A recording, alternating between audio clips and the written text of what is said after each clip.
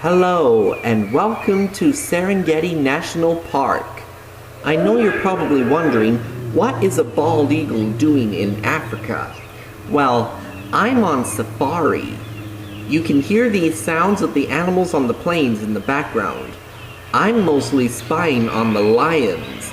Speaking of lions, we are going to review The Lion King. Let's start reviewing this movie that's mostly about the Lord of the African Plains.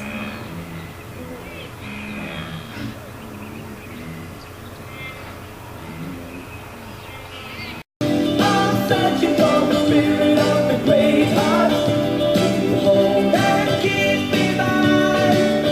I'm searching for the spirit of the great heart under African skies. The story. This reviewing safari begins with the story. Simba idolizes his father, King Mufasa, and takes to heart his own royal destiny on the plains of Africa. But not everyone in the kingdom celebrates the new cub's arrival. Scar, Mufasa's brother and former heir to the throne, has plans of his own. The battle for Pride Rock is soon ravaged with betrayal, tragedy, and drama, ultimately resulting in Simba's exile.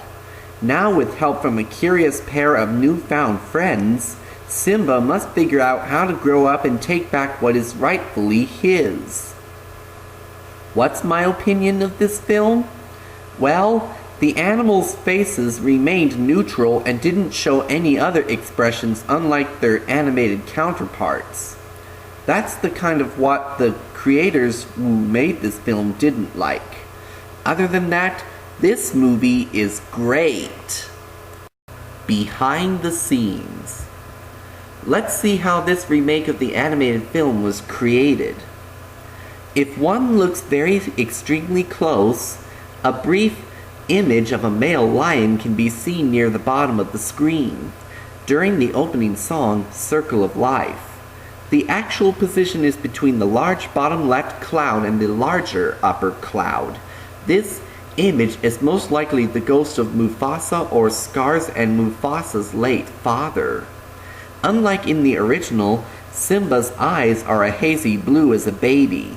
This is true to actual lion biology, in which cubs are born blind and cannot open their eyes until about 10 days after their birth. The blue color is a result of delayed melanin production, but this changes as the cubs grow, such that their eyes are golden brown by the time they're 3 months old. This as reflected in Simba's cubhood design. A group of elephants can be seen near Mount Kilimanjaro in the original trailer. This means that the film is set in Tanzania. While just a face instead of the whole body, the painting of Simba on Rafiki's tree is the same design as in the original movie. Sarabi's design features spots on her forelimbs to give her a more distinctive appearance relative to the other lionesses. This is similar to how in the cartoon canon, Kion, Simba and Nala's son from the Lion Guard, is the only lion character whose design consistently includes leg spots. The filmmakers decided that adding human expressions to the animals' faces would look weird, so they tried to convey emotions more through body language. Timon, in the original film, always stood, walked, and ran on his hind legs. Timon will be more realistic in this version, as he, like an actual meerkat, will be walking on all fours. During the famous log scene, if viewed very carefully, both Timon and Pumbaa are walking slightly slower when Simba is both an adolescent and a fully grown adult. Pumbaa's fur becomes very slightly grayer. The log scene is not just showing Simba grown up, but his two friends, who are much older than him, as well. Rafiki's lithe appearance and dull colors make him more closely resemble a female mandrill, although this could be excused as an attempt to convey his old age. Adult Simba roars atop Pride Rock, but the sound he makes is the typical Hollywood beefed-up tiger-esque roar rather than an actual lion vocalization.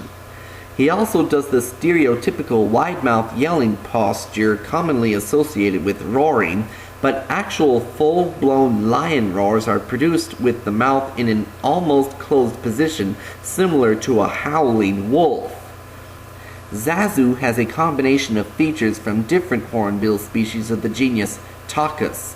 His general plumage coloration resembles red-billed hornbills, specifically Tanzanian red-billed hornbills. His bill features a prominent casque, which all red-billed hornbill species uniquely lack, as well as being an orange-yellow color that is much more commonly found in both southern and eastern yellow-billed hornbills. A dik-dik is seen eating bugs alongside Timon, Pumbaa, and the other insectivores. This is something they rarely, if ever, eat in real life. Even though the film is CGI animated and the music scenes between characters make it seem like they were done separately, a lot of the time, the actors recorded their songs in the same room, face to face. This movie is frequently referred to, quite wrongly, as a live-action film, despite not having a single living thing, human or otherwise, actually appearing on screen.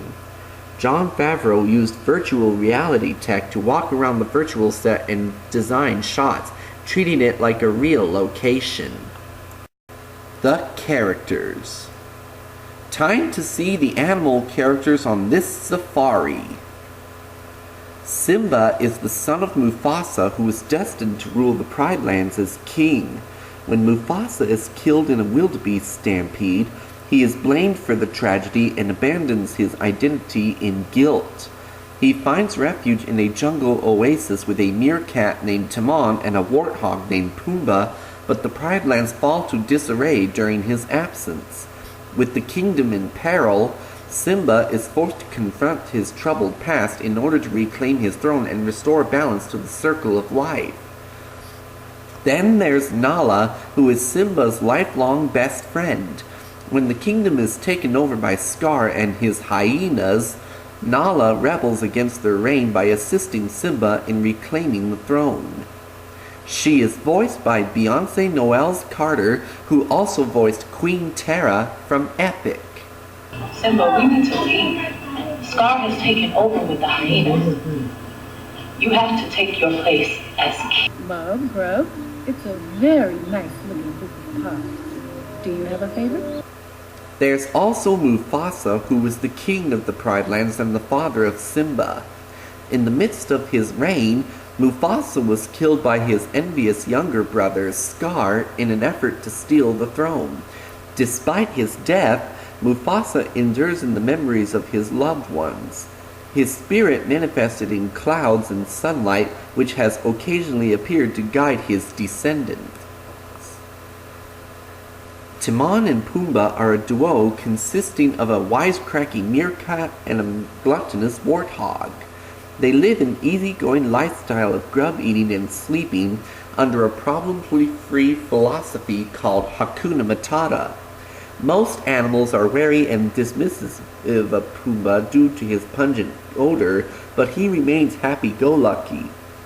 Timon is voiced by Billy Eichner, who also voiced a New York reporter from Penguins of Madagascar and Chef Pig from the Angry Birds movie. And then we have Scar, who is Mufasa's younger brother and second-born prince of the Pride Lands.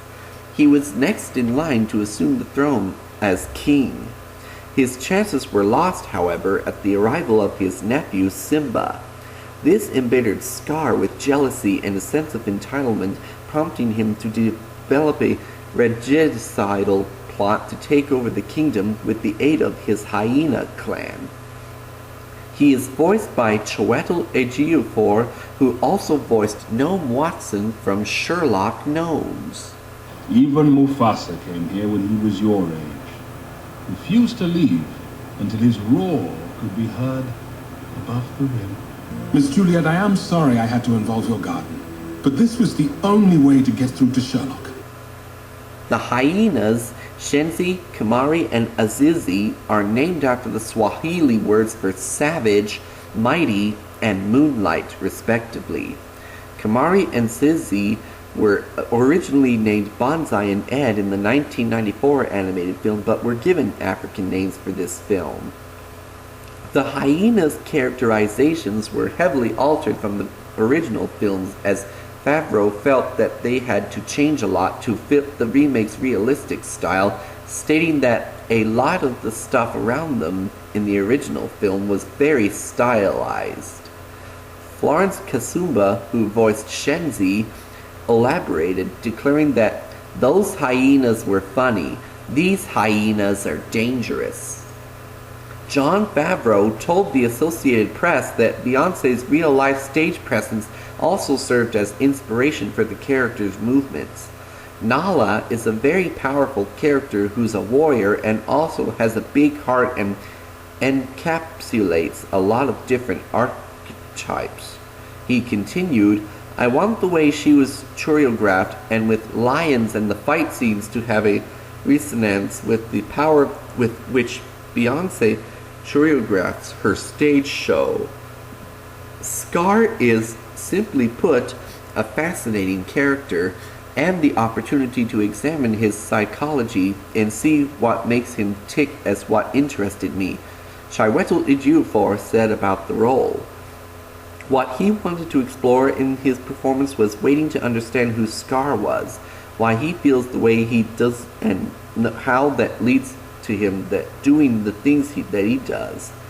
It's not a simple psychology because Scar isn't a black and white villain in the way characters like Maleficent and Ursula are.